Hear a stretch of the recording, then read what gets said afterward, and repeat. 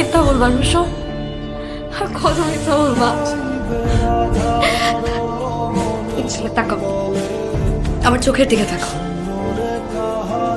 তোমার প্রতি আমার কোনো ফিলিংস নাই, কোনো ভালোবাসা নেই। আমার আর ফেরার উপায় নাই।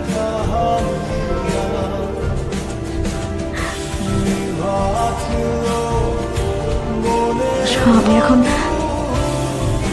অন্য কারো হয়ে গেছি। আমি মা হতে চলছিল।